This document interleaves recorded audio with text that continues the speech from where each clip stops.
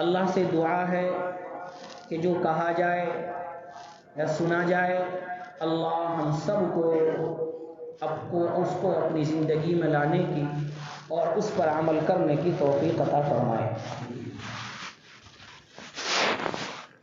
اللہ رب العزت نے قرآن مقدس میں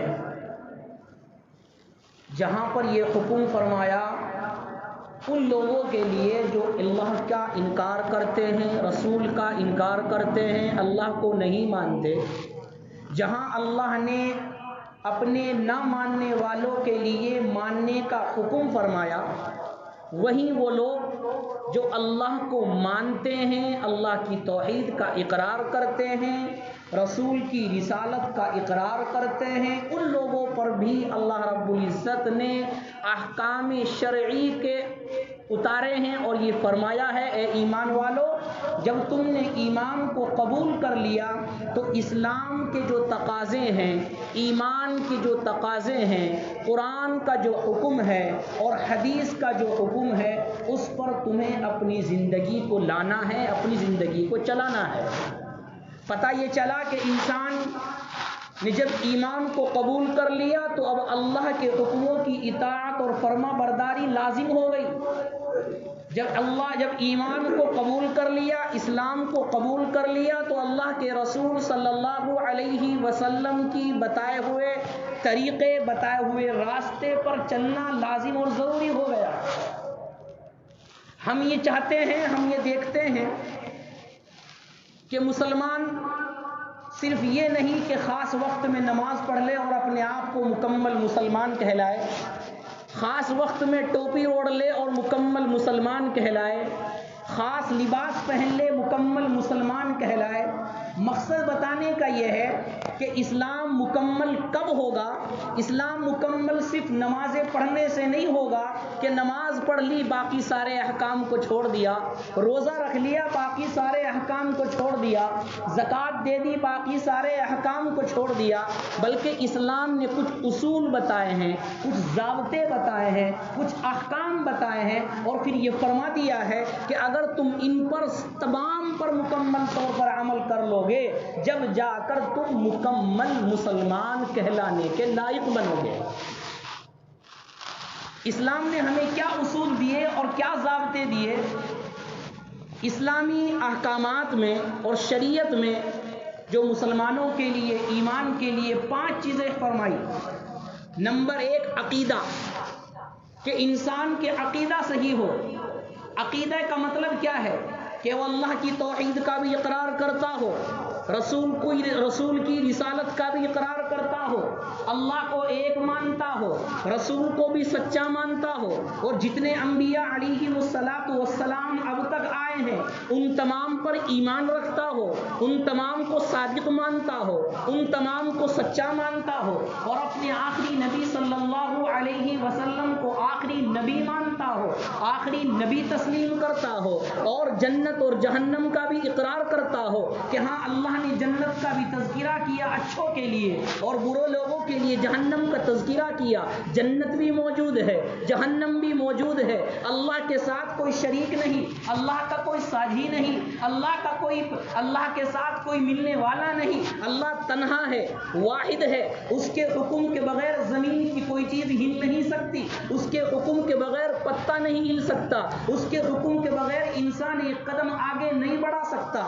وہی عالم الغیب ہے، وہ جو چاہتا ہے کرتا ہے، وہ جو اس کے جی میں آتا ہے وہ کرتا ہے، نہ اس سے کوئی سوال کر سکتا ہے، نہ اس سے کوئی پوچھ سکتا ہے، نہ اس پر کوئی تنقید کر سکتا ہے، نہ اس پر کوئی اعتراض کر سکتا ہے۔ انسان یہ عقیدہ رکھے کہ دنیا میں جو کچھ ہو رہا ہے، دنیا میں جو کچھ چل رہا ہے یہ اللہ کے حکم سے چل رہا ہے، لہٰذا میری مرضی چلنے والی نہیں ہے، اور یہ تمام باتیں کہ اللہ نے قرآن کو اتارا وہ بھی سچا ہے، توریت اور زبور اور انجیل کو اتاری کتاب وہ بھی سچی ہے، اور جتنے بھی احکام ہیں، قبر کا ہے، قبر کا عذاب ہے، جنت جہنم ہے، میدان محشر ہے، ان تمام چیزوں پر ایمان لانا، اسی کا نام عقیدہ ہے، اسی کے نام عقائد ہے۔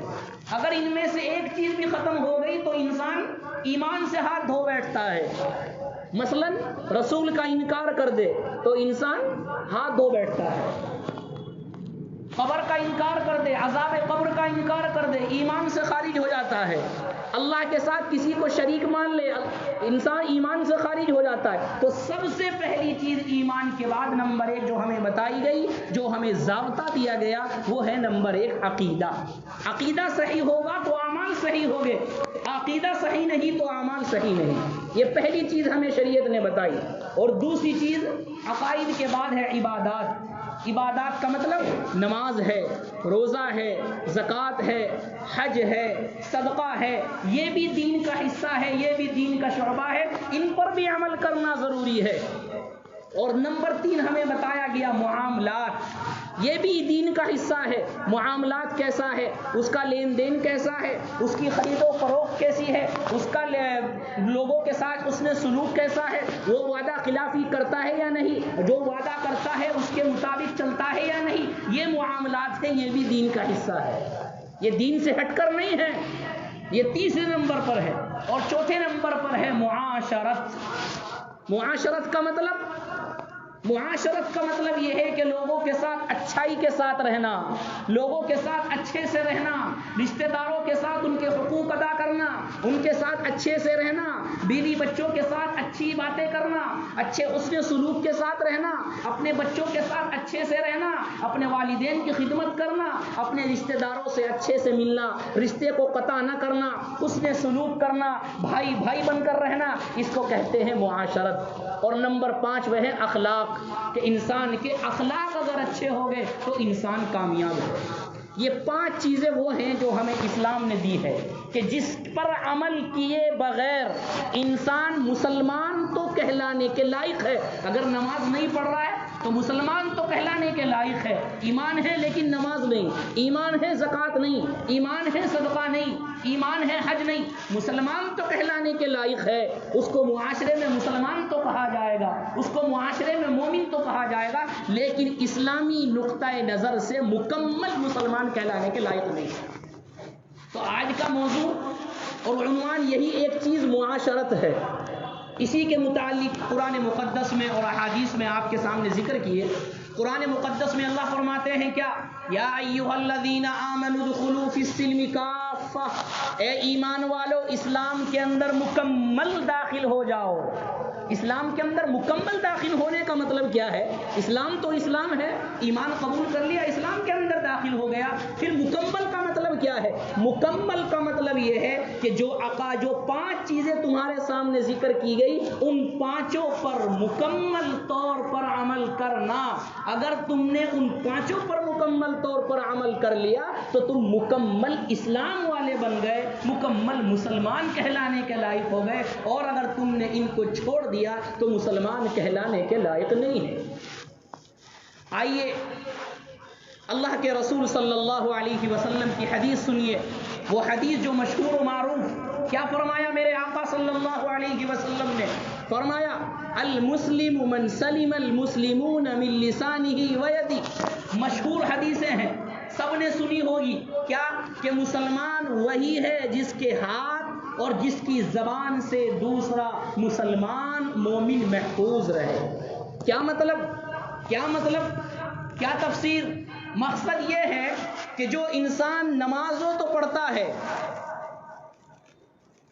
زکاتیں تو دیتا ہے، حج تو کرتا ہے، صدقہ تو دیتا ہے، تہجد کی پابندی تو کرتا ہے، لیکن اپنی زبان سے یا اپنے ہاتھ سے دوسروں کو تکلیف پہنچاتا ہے، پڑوسیوں کو تکلیف پہنچاتا ہے، دوستوں کو تکلیف پہنچاتا ہے، رشتہ داروں کے ساتھ لڑائی جھگڑے کرتا ہے، ناگہانی ان سے قطع تعلق کرتا ہے، بغیر کسی بات کے رشتے کو توڑتا ہے، دوسرے کا دل دکھاتا ہے، دوسرے کو تکلیف دیتا ہے۔ فرمایا میرے آقا صلی اللہ علیہ وسلم نے کہ اصل مسلمان کہلانے کا لائق وہی ہے اور کہلانے کا مستحق وہی ہے جس کی زبان اور ہاتھ سے دوسرا مسلمان محفوظ رہے۔ پتہ یہ چلا کہ انسان نمازی بن جائے، حاجی بن جائے، صدقہ دینے والا بن جائے اور احکام پر عمل کرنے والا بن جائے، لیکن اگر دوسروں کو تکلیف دے رہا ہے، دوسرے کو پریشانی دے رہا ہے، دوسرے کو مصیبت میں ڈال رہا ہے، تو حدیث کی روح سے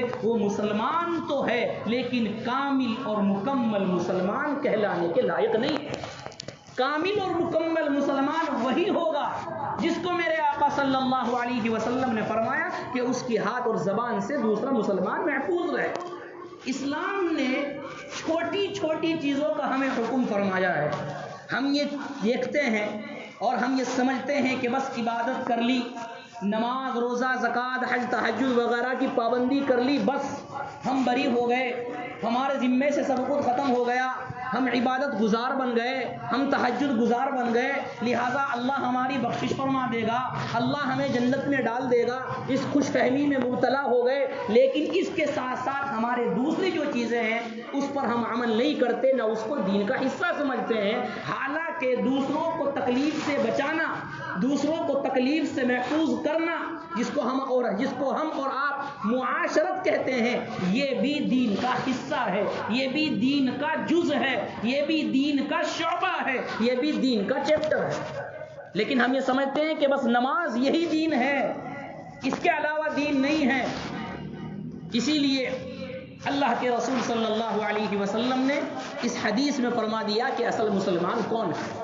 اسی لیے حضرت مولانا اشرف علی تھانوی رحمۃ اللہ علیہ، جنہوں نے ہندوستان کے اندر اردو زبان کے اندر دین کو زندہ کیا اور اردو کے اندر انہوں نے دین کو ایک انقلاب پیدا کیا، پوری دنیا کے اندر اردو کے اندر دین کو جو لائے ہیں ہندوستان کے اندر، حضرت مولانا اشرف علی تھانوی رحمۃ اللہ علیہ، ان کے بارے میں لکھا ہے ان کی خانقاہ تھی۔ خانقاہ کس لیے ہوتی ہے؟ ذکر و اذکار کے لیے، تسبیحات کے لیے، وظائف کے لیے، تلاوت قرآن کے لیے، تہجد کے لیے۔ لیکن کتابوں کے اندر لکھا ہے کہ حضرت مولانا اشرف علی تھانوی رحمۃ اللہ علیہ کا زور اپنی خانقاہ ہونے کے باوجود ذکر و اذکار تسبیحات پر اتنا زور نہیں تھا جتنا معاشرت اور معاملات پر تھا۔ اگر کسی کے بارے میں یہ معلوم ہو جاتا کہ نماز میں کوتاہی کر رہا ہے، اس کو معاف کر دیتے، اس کو ڈانٹتے نہیں۔ اگر کسی کے بارے میں یہ معلوم ہو جاتا کہ زکوٰۃ میں اور صدقہ دینے میں کوتاہی کر رہا ہے، اس کو پیار سے سمجھاتے، اس کو سمجھانے کی کوشش کرتے۔ لیکن اگر یہ معلوم ہو جاتا کہ جو مرید میرے پاس آ رہا ہے وہ معاملات میں بڑا خراب ہے، وہ لے کر کسی کا دیتا نہیں، وہ ادھار لیتا ہے پھر کسی کو دینے کو تیار نہیں ہوتا، وہ وعدہ خلافی کرتا ہے، لوگوں کے ساتھ لڑائی جھگڑے کرتا ہے، نہ اس کی معاشرت اچھی ہے نہ اس کے معاملات اچھے ہیں، اگر حضرت والا کو یہ معلوم ہو جاتا تو فوراً اس سے اپنی بیعت توڑ لیتے تھے۔ نماز کے چھٹنے سے بیعت نہیں توڑتے تھے، زکوٰۃ کے چھٹنے سے بیعت نہیں توڑتے تھے، سمجھاتے تھے۔ لیکن اگر معاشرت اور معاملات کے بارے میں معلوم ہو جاتا تھا تو کیا اپنی بیعت کو چھوڑ دیا کرتے تھے، توڑ دیا کرتے تھے، بتانے کے لیے۔ اور یہ لکھتے ہیں کہ ہم لوگوں نے تو یہ سمجھ لیا کہ سب کچھ نماز ہے، یہ بھی دین کا شعبہ ہے، یہ بھی دین کا حصہ ہے، اس کی وجہ سے انسان جہنم میں بھی جا سکتا ہے۔ آئیے کتاب دیکھیے حدیث کی، ایک حدیث میں ذکر کیا گیا، اللہ کے رسول صلی اللہ علیہ وسلم کے سامنے ایک بڑھیا کا تذکرہ کیا گیا۔ کہا گیا یا رسول اللہ، ایک عورت ہے، دن میں روزے رکھتی ہے، راتوں کو نمازیں پڑھتی ہے، عبادت کرتی ہے، راتوں کو تہجد پڑھتی ہے، نوافل پڑھتی ہے، ذکر و اذکار کرتی ہے، تلاوت قرآن کرتی ہے، مقصد یہ ہے کہ عبادت میں ہی لگی رہتی ہے، لیکن اس کی ایک خطا ہے، اس کی ایک غلطی ہے۔ وہ کیا کہ جہاں پر وہ رہتی ہے اپنے پڑوسیوں کو پریشان کرتی ہے، اپنے پڑوسیوں کو تکلیف دیتی ہے، اپنے پڑوسیوں کے ساتھ لڑائی جھگڑا کرتی ہے، انہیں پریشان کرتی ہے۔ اس کے بارے میں کیا حکم ہے؟ فرمایا میرے اور آپ کے آقا صلی اللہ علیہ وسلم نے کہ وہ عورت جہنمی ہے۔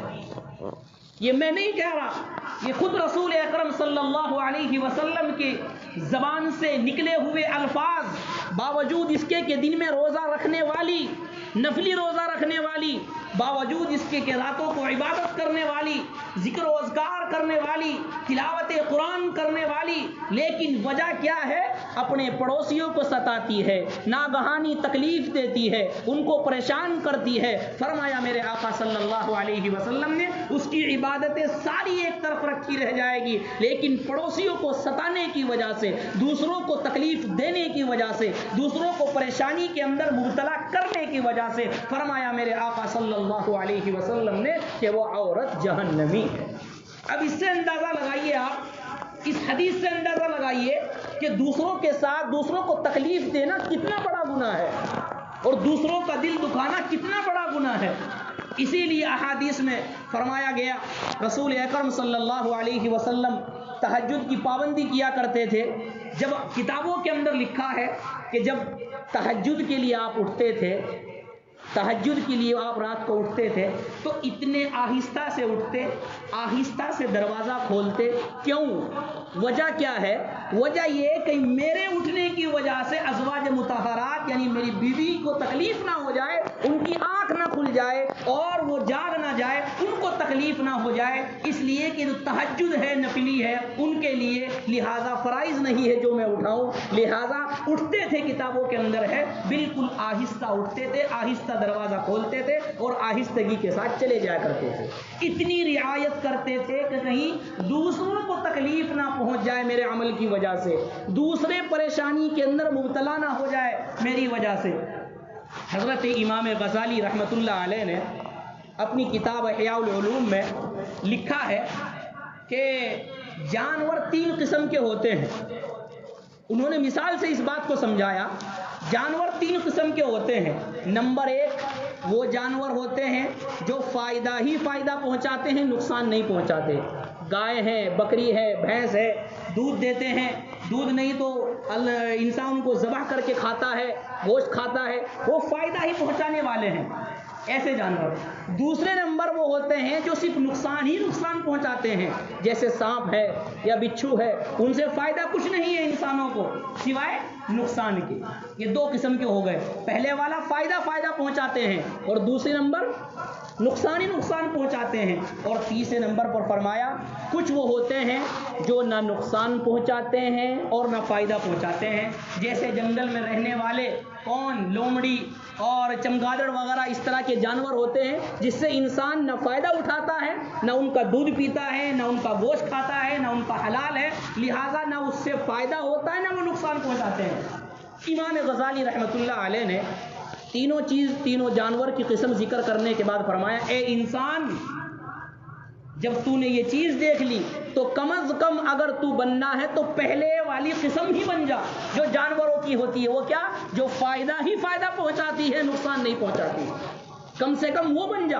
اور فرمایا کہ اگر وہ نہیں بنتا تو کم سے کم تیسری قسم کا بن جا کہ جس سے نہ فائدہ پہنچے نہ نقصان پہنچے۔ تو اگر فائدہ نہیں پہنچا سکتے تو کم از کم نقصان بھی نہ پہنچاؤ۔ امام غزالی فرماتے ہیں اگر تم پہلے والے بھی نہ بن سکو گے، تیسرے والے بھی نہ بن سکو گے، جو دوسرے والے ہیں سانپ بچھو نقصان پہنچاتے ہیں، اگر تمہارے اندر یہ صفت آ گئی تو تم پھر جانوروں سے بھی بدتر بن جاؤ، پھر تمہاری صفت جانوروں سے بھی بدتر ہے اگر تم دوسروں کو تکلیف دینے والے بن جاؤ گے۔ یہ امام غزالی رحمۃ اللہ علیہ فرماتے ہیں، وہ لکھتے ہیں کہ انسان عالم بعد میں بنے، عابد بعد میں بنے، نمازی بعد کا کام ہے، روزہ زکوٰۃ بعد کا کام ہے، سب سے پہلے ضروری ہے انسان، سب سے پہلے ضروری ہے آدمی کے لیے کہ وہ انسان بنے۔ انسانیت اگر نہیں تو پھر کوئی فائدہ نہیں ہے۔ عالم بننا کوئی ضروری نہیں، انسان بننا ضروری ہے۔ عابد تو ضروری ہے نمازیں پڑھنا، لیکن اس سے زیادہ کہیں یہ کہ ہماری وجہ سے دوسروں کو تکلیف نہ ہو جائے۔ اسلام نے کتنی چھوٹی چھوٹی باتوں کا ہم نے حکم دیا ہے، ہم اس کو چھوٹی سوچتے ہیں لیکن اسلامی نقطۂ نظر سے یہ بہت بڑی ہے، اسلامی نقطۂ نظر سے بہت بڑی ہے یہ۔ اس کو مثال سے سمجھایا علماء نے کہ جماعت کی نماز پڑھنا اور اس کے پڑھنے کا ثواب کتنا ہے، احادیث میں کتنی بڑی فضیلت جماعت کی نماز کی ہے۔ ایک حدیث میں 25 گنا ہے، کسی میں 27 گنا ہے، یہاں تک کہ اللہ کے رسول صلی اللہ علیہ وسلم نے فرمایا کہ میرا دل چاہتا ہے جو جماعت کی نماز کو ترک کرتے ہیں کہ ان کے گھروں کو جلا دوں۔ ایسی بہت ساری حدیث ہیں، یہاں تک کہ اللہ کے رسول صلی اللہ علیہ وسلم اپنی آخری عمر میں 2 آدمیوں کے سہارے، جس وقت حضرت ابو بکر صدیق رضی اللہ عنہ امامت کرا رہے تھے، 2 آدمیوں کے سہارے آپ دھڑک کر جا رہے تھے۔ تاریخ لکھنے والا جب لکھتا ہے یہ کہتا ہے کہ آخری عمر میں جب آپ پر چلنے کی طاقت نہیں تھی، چلنے کی قوت نہیں تھی، چلنے کی صلاحیت نہیں تھی، 2 آدمیوں کے سہارے آپ جا رہے تھے جماعت کی وجہ سے، یہ بتانے کے لیے کہ جماعت کا کتنا بڑا عمل ہے۔ اب جماعت پر ایک بات یہاں پر ہی سن لیجئے، ہمارا مسئلہ ہے ہم جماعت کو یہ سوچتے ہیں کہ بس نماز پڑھنی ہے، چاہے جماعت کی پڑھے چاہے تنہا پڑھ لے۔ ہمارا معاشرہ اور خصوصاً ہمارے نوجوان مسلمان یہ سمجھتے ہیں کہ بس سر سے بوجھ اتر جائے، وہ اکیلے پڑھ کر بھی اتر جائے گا، جماعت سے پڑھ کر بھی اتر جائے گا۔ یہ ہمارا ذہن بنا دیا گیا ہے، یہ ہمارا ذہن بن چکا ہے۔ اس لیے کتنے ہم دیکھتے ہیں مسجدوں کے اندر، آپ کہیں پر بھی چلے جائیں، جتنی جماعت ہوتی ہے جماعت کے بعد اس سے زیادہ نمازی آتے ہیں۔ آپ گن کے دیکھیں، اگر جماعت میں 2 صف 3 صف 4 صف ہو رہی ہے اور جماعت ختم ہو گئی، اس کے آدھے پون گھنٹے کے بعد آپ دیکھیے اور گن کر بیٹھیے، آپ جب گننے لگو گے 1 آ رہا ہے، 2 آ رہا ہے، 2 آ رہے ہیں، 1 آ رہا ہے، آپ گنو گے تو جماعت سے بھی زیادہ ان کی تعداد ہو جائے گی۔ اس کی وجہ کیا ہے؟ وجہ اس کی یہ کہ ہمارے ذہنوں میں یہ سوال ہے کہ بوجھ اتارنا ہے، کہ بس وہ اکیلے پڑھ کے بھی اتر جائے گا اور جماعت سے پڑھ کے بھی اتر جائے گا۔ جماعت کی فضیلت کیا ہے، میرے آقا صلی اللہ علیہ وسلم نے کیا حکم فرمایا ہے، وہ ہمارے ذہنوں سے ختم کر دیا گیا۔ بہرحال بتانا مقصد یہ ہے کہ جماعت کی ثواب اور جماعت کی فضیلت کتنی ہے، احادیث میں کتنی ہے، لیکن فقہاء اکرام کیا لکھتے ہیں کہ اگر کوئی ایسے مرض کے اندر مبتلا ہے کہ اس مرض کی وجہ سے اس کے جسم سے بدبو آ رہی ہے، مثلا کوڑ کا مریض ہے کہ اس کے جسم سے بدبو آ رہی ہے، اس کے جسم سے بو آ رہی ہے، ایسے شخص کے لیے جماعت کی نماز پڑھنا جائز نہیں ہے۔ جس کے جسم سے بدبو آ رہی ہے ایسے شخص کے لیے جماعت کی نماز پڑھنا جائز نہیں ہے، مکروہ ہے۔ کیوں؟ اس وجہ سے کہ جب وہ جماعت میں کھڑا ہوگا، اس کے جسم سے چونکہ بدبو آ رہی ہے تو دائیں اور بائیں والوں کو اس سے تکلیف ہوگی، ان کو نماز پڑھنا مشکل ہو جائے گا۔ اس لیے وہ شخص جس کے کپڑوں سے بدبو آ رہی ہے اور جس کے جسم سے بدبو آ رہی ہے، جس کو ایسی بیماری ہو گئی ہے، اس کے لیے حکم ہے کہ وہ کیا کرے، اکیلا نماز پڑھے۔ کیوں کہا گیا کہ اسلام نے دوسروں کو تکلیف سے بچانے کا حکم دیا ہے، چاہے نماز ہو یا نماز سے باہر ہو۔ یہی نہیں، آپ دیکھیے حج پہ جاتے ہیں، عمرے پہ جاتے ہیں، حجر اسود کا بوسہ دینا کتنی بڑی فضیلت ہے، احادیث میں کتنی فضیلت ہے۔ اللہ کے رسول صلی اللہ علیہ وسلم نے ایک حدیث میں فرمایا، جو حجر اسود کا بوسہ دیتا ہے لیتا ہے تو گویا کہ وہ اللہ سے مصافحہ کرتا ہے۔ ایک حدیث میں فرمایا گیا، جو بوسہ دے دیتا ہے وہ پتھر حجر اسود اس کے گناہوں کو چوس لیتا ہے۔ اور کتنی فضیلتیں حجر اسود کو چومنے کی ہے، متعدد احادیث، کتنی بڑی فضیلت، کتنا بڑا ثواب ہے۔ لیکن میرے آقا صلی اللہ علیہ وسلم نے کیا فرمایا کہ اگر آپ حج پر ہیں، عمرے پر ہیں، حجر اسود کو چومنا آپ کو ہے اور آپ دیکھ رہے ہیں کہ ازدحام اور بھیڑ زیادہ ہے اور آپ کو یہ خطرہ ہے کہ اگر میں حجر اسود کو چوموں گا، جس کا چومنا باعث برکت، باعث فضیلت، باعث ثواب ہے، لیکن میرے چومنے کی وجہ سے دوسروں کو تکلیف ہو سکتی ہے اور دوسروں کو تکلیف ہوگی، فرمایا میرے آقا صلی اللہ علیہ وسلم نے کہ بس ہاتھ سے اشارہ کر لے، جس کو ہم آپ کی زبان میں استلام کہتے ہیں، کہ ہاتھ سے اشارہ کر لے، اللہ رب العزت اس کو وہی ثواب دے دے۔ یہ کیوں کہا گیا؟ کتنی بڑی فضیلت، کتنا بڑا درجہ، کتنی بڑی برکت کی چیز ہے، لیکن پھر بھی کیا کہا جا رہا ہے کہ استلام کر لے دور سے، اگر بھیڑ زیادہ ہے اور جا نہیں سکتا اور یہ خطرہ ہے کہ تکلیف میں مبتلا ہو جاؤں گا، دوسرے میری وجہ سے مشقت کے اندر مبتلا ہو جائیں گے، اگر یہ یقین ہے تو حکم کیا ہے کہ استلام کر لے۔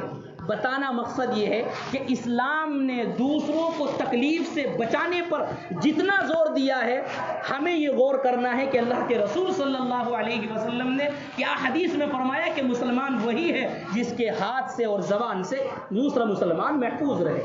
ایک حدیث میں اللہ کے رسول صلی اللہ علیہ وسلم نے فرمایا کہ جو آدمی اپنی زبان کی ضمانت مجھے دے دے، یعنی زبان سے کسی کو تکلیف نہ پہنچائے، جو زبان کی ضمانت مجھے دے دے، میں جنت کی ضمانت اس کو دیتا ہوں۔ جس نے یہ ضمانت دے دی کہ میں اپنی زبان سے دوسروں کو تکلیف نہ پہنچاؤں گا، اللہ کے رسول صلی اللہ علیہ وسلم نے فرمایا میں اس کو جنت کی ضمانت دیتا ہوں۔ دوسروں کو تکلیف سے بچانے کے سلسلے میں احادیث میں اسلام نے بڑا زور دیا ہے، یہاں تک کہ ایک حدیث میں آپ نے سنا ہوگا، مشہور حدیث ہے، اماطۃ الاذی عن الطریق، کہ ایمان کا سب سے ادنا درجہ کیا ہے کہ راستے سے تکلیف دہ چیز کو ہٹا دینا۔ اگر راستے میں کوئی تکلیف دینے والی چیز انسانوں کے لیے ہے، اس کو ہٹا دیا گیا، کتنا بڑا ثواب ہے انسان اس کو سوچ نہیں سکتا۔ اسی لیے حدیث میں یہ کہا گیا کہ کچی پیاز کھا کر مسجد میں نہ آیا جائے. کیوں؟ اس لیے کہ کچی پیاز کھانے کے بعد منہ کے اندر بدبو پیدا ہو جاتی ہے, منہ کے اندر بو پیدا ہو جاتی ہے, جس کی وجہ سے آپ نماز کو آؤ گے, فرشتوں کو بھی تکلیف ہوگی, اور جماعت میں شریک ہوگے آپ کے پاس دائیں اور بائیں والوں کو بھی تکلیف ہوگی.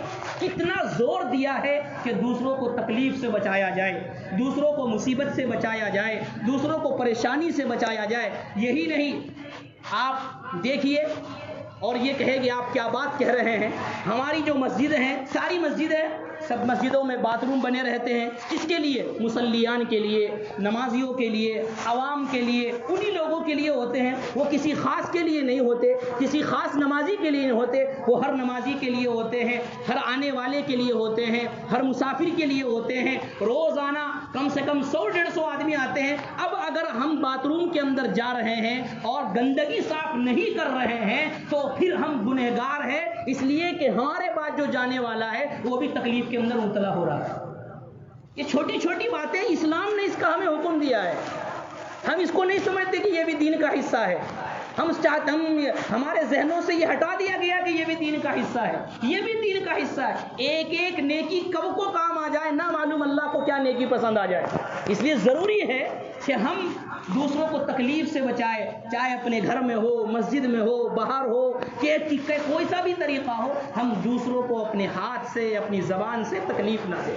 اور تکلیف کی بات تو یہاں تک ہے کہ فلسطین کا مسئلہ چل رہا ہے, پھر وہی آخری میں وہی بات آ جاتی ہے کہ فلسطین کا مسئلہ ہم سب کے سامنے ہے. ایک صاحب نے بیان دیا اور یہ کہا, ابھی 8-10 دن پہلے کی وہ ویڈیو ہے, ان صاحب نے کیا کہا کہ فلسطین کے اوپر جو پریشانی آ رہی ہے, جو تکلیفیں آ رہی ہے, وہ یہ کہتے ہیں اپنی زبان سے کہ اس وجہ سے کہ ان کے اندر توحید نہیں ہے. نعوذ باللہ من ذالک.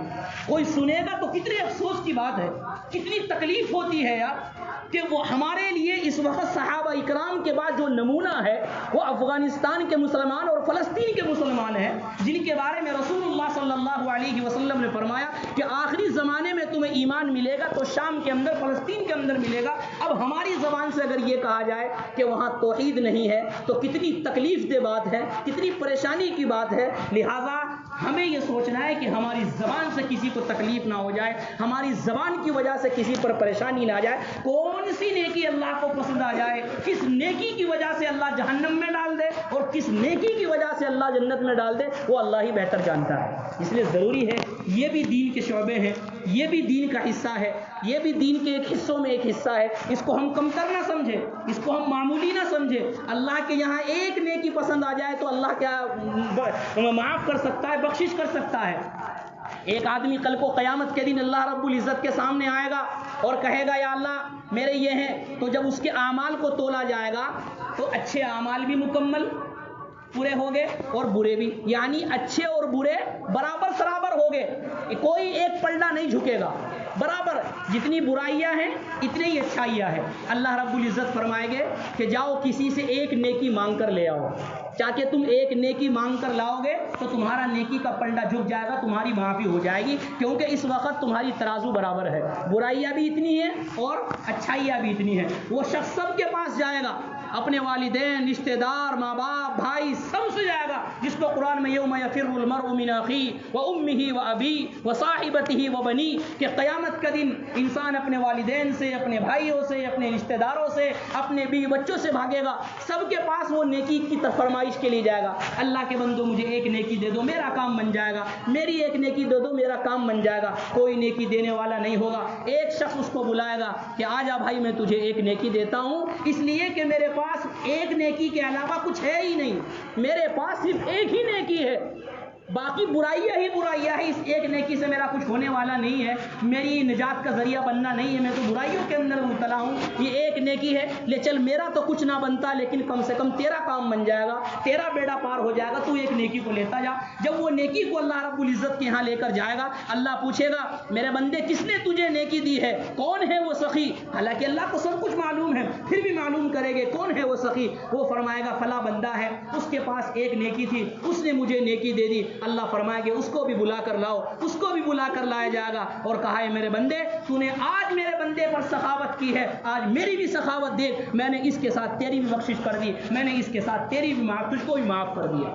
تو اللہ کو کون سی نیکی پسند آ جائے، کس عمل پر اللہ بخشش کر دے، ہر عمل کو چھوٹا نہیں سمجھنا چاہیے۔ ہم یہ کہتے ہیں چھوٹا سا مسئلہ ہے، پوچھتے ہیں نا چھوٹا سا مسئلہ، کوئی مسئلہ چھوٹا نہیں ہوتا، مسئلہ بڑا ہی ہوتا ہے۔ ایک وضو کرتے ہوئے اگر تھوڑی سی جگہ بھی خشک رہ جائے تو وضو نہیں ہوگی، جب وضو نہیں ہوگی تو نماز نہیں ہوگی، ہے نا؟ لیکن ہے کیا، تھوڑی سی جگہ رہ گئی، بالکل چھوٹی سی جگہ ہے، لیکن اس کی وجہ سے تمام عبادت بیکار، نہ نماز قبول اور نہ نوافل قبول نہ فرائض قبول۔ تو کوئی مسئلہ چھوٹا نہیں ہوتا، کوئی عمل چھوٹا نہیں ہوتا، ہر عمل کو بڑا عمل سمجھ کر کرنا چاہیے، چاہے وہ دین کا تعلق ہو، معاملات کا تعلق ہو، معاشرت کا تعلق ہو۔ اللہ سے دعا ہے اللہ ہم سب کو عمل کرنے کی توفیق عطا فرمائے۔ الحمد ولك الشكر كله. اللهم صل على سيدنا نبينا ومولانا محمد وبارك وسلم عليه. ربنا ظلمنا انفسنا وان لم تغفر لنا وترحمنا لنكونن من الخاسرين. ربنا لا تجعلنا فتنة للقوم الظالمين ونجنا برحمتك من القوم الكافرين. اللهم إنا نعوذ بك من النار، اللهم إنا نعوذ بك من النار ونعوذ بك من عذاب القبر ونعوذ بك من عذاب الحشر ونعوذ بك من فتنة المحيا والممات ونعوذ بك من فتنة المسيح الدجال. اللهم أنت السلام ومنك السلام، تبارك ربنا وتعاليت يا ذا الجلال والإكرام. اللهم احفظنا من كل بلاء الدنيا وعذاب الآخرة. اللهم ارفع عنا البلاء والوباء. اللهم حاسبنا حسابا يسيرا. اے اللہ ہم گنہگار ہیں، خطاوار ہیں، سیاہکار ہیں، اے اللہ جیسے بھی ہے تیرے بندے ہیں، تیرے حبیب صلی اللہ علیہ وسلم کے امتی ہیں، اے مولا کریم تو ہمارے گناہوں کو معاف فرما دے، اے اللہ تو ہمارے گناہوں کی بخشش فرما دے، اے اللہ تو ہم پر رحم کا معاملہ فرما دے، اے اللہ تو کرم کا معاملہ فرما دے، عفو و عافیت کا معاملہ فرما دے، اللہ درگزر کا معاملہ فرما دے۔ اللہ ہم نہایت کمزور ہے، اے اللہ تو بڑا طاقتور ہے، اے اللہ ہم نحیف ہے تو بڑا طاقتور ہے، اے اللہ تو بادشاہوں کا بادشاہ ہے، تو حاکموں کا حاکم ہے، تو مالک الملک ہے، تو رب ذوالجلال ہے، پوری دنیا تیرے قبضے میں ہے، تیرے حکم کے بغیر کچھ نہیں ہو سکتا۔ اے مولا کریم تیری ملکیت اور تیری حکومت تمام دنیا پر ہے، اے اللہ ہم تجھی سے مانگ سکتے ہیں، اے اللہ تیرے علاوہ ہمارا کوئی سہارا نہیں ہے، اے مولا کریم تیرے علاوہ ہمارا کوئی رب نہیں ہے، اے اللہ ہم تجھے بھی رب مانتے ہیں، تجھے ہی حاکم مانتے ہیں، تجھے ہی بادشاہ مانتے ہیں، اے اللہ تیرے ساتھ کسی کو شریک نہیں کرتے، تیرا کسی کو ساجی نہیں کرتے۔ اللہ تو بڑا غفور ہے، اللہ تو بڑا رحیم ہے، اللہ تو بڑا رحمان ہے۔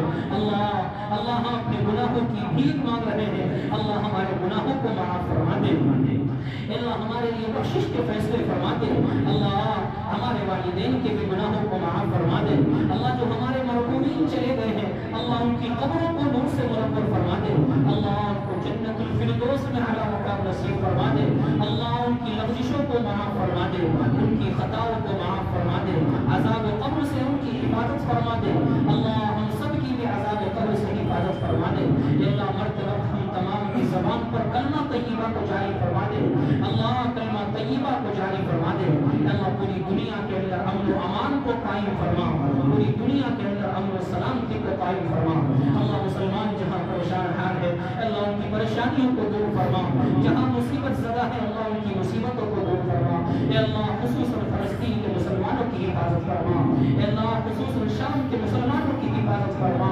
حماس کے مسلمانوں کی حفاظت فرما، اے اللہ معصوم بچوں کی حفاظت فرما، وہاں کی عورتوں کی حفاظت فرما، وہاں کے نوجوانوں کی حفاظت فرما، وہاں کے بوڑھوں اور ضعیفوں کی حفاظت فرما، اے مولا کریم، اے مولا کریم وہ ظلم کر رہے ہیں، اے اللہ تو اپنی طاقت اب تک نہیں دکھلایا، اے مولا کریم تو سب سے بڑا طاقتور ہے، اے اللہ تیری حکمت ہے، تیری مصلحت ہے، تو ہی بہتر جانتا ہے، مولا کریم تو نے اپنا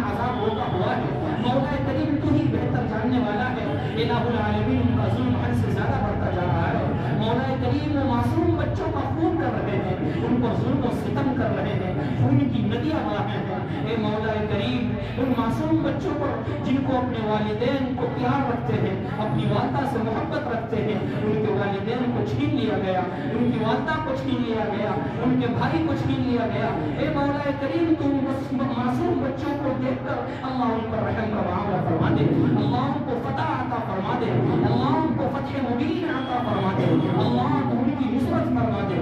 اللہ پوری دنیا کے اندر تمام مساجد کی، مکاتب کی، خانقاہوں کی اللہ کو حفاظت فرما دے، مسجد اقصی کی حفاظت فرما، بیت اللہ بیت المقدس کی حفاظت فرما، اے رب العالمین روزہ اقدس کی حفاظت فرما، اے اللہ تمام مدارس کی حفاظت فرما، تمام مسلمانوں کی حفاظت فرما۔ اے مولا کریم ہم میں سے جو پریشان حال ہے، اے اللہ کوئی بیماری کے تعلق سے ہے، کوئی قرضے کے تعلق سے ہے، کوئی کاروبار کے تعلق سے ہے، اے اللہ کوئی اولاد کے تعلق سے ہے، اے اللہ تو سب کچھ جانتا ہے، تو سب کو جانتا ہے۔ اے مولا کریم جس کی جو پریشانی ہے اللہ اس کی پریشانی کو دور فرما، اللہ اس کی تکلیفوں کو دور فرما، بیماروں کو صحت عطا فرما، شفا عطا فرما، تندرستی عطا فرما، مسلمانوں میں آپس میں اتحاد و اتفاق پیدا فرما۔ اللہ جو بے اولاد ہو انہیں ایک سال اولاد عطا فرما۔ اے مولا کریم یہ تبلیغی اجتماع آنے والا ہے، اس کے لیے بڑی محنتیں چل رہی ہے، کوششیں چل رہی ہے۔ اے رب العالمین اس اجتماع کو اللہ کو اپنی بارگاہ میں قبول فرما لے۔ اللہ جو محنت میں لگے ہوئے ہیں ساتھی، اے اللہ جو کوششیں کر رہے ہیں، رات دن ایک کیے ہوئے ہیں، اللہ ان کی محنتوں کو قبول فرما لے۔ اے اللہ جو اس کی محنت کے لیے تیرے راستے میں نکلے ہوئے ہیں، اللہ ان کے نکلنے کو قبول فرما لے، اللہ ان کے نکلنے کو قبول فرما لے۔ اے اللہ اس اجتماع کو غیروں کے لیے ہدایت کا ذریعہ بنا دے، اللہ اس اجتماع کو غیروں کے لیے ہدایت کا ذریعہ بنا دے، ہدایت کو پوری دنیا کے اندر عام فرما دے۔ اے اللہ پوری دنیا کے اندر ہدایت کو عام فرما دے۔ اے اللہ جن لوگوں نے دعا کے لیے کہا ہے یا ان کا ہم پر حق ہے یا وہ ہم سے توقع اور امید رکھتے ہیں، اللہ ان کی جائز تمناؤں کو پورا فرما دے، جائز ارادوں کی تکمیل فرما دے۔ اللہ جو ہم نے مانگا اس کو بھی عطا فرما، جو مانگنے سے رہے ہمارے حق میں بہتر ہے اپنی شاعر شان کے مطابق عطا فرما۔ یا اللہ ہماری تمام دعا کو اپنے فضل و کرم سے قبول فرما۔ ربنا تقبل منا انك انت السميع العليم وتب علينا انك انت التواب الرحيم۔ صلی اللہ تعالی علی خیر خلقه محمد وعلى آله واصحابه اجمعین برحمتك یا ارحم الراحمین والحمد لله رب العالمین۔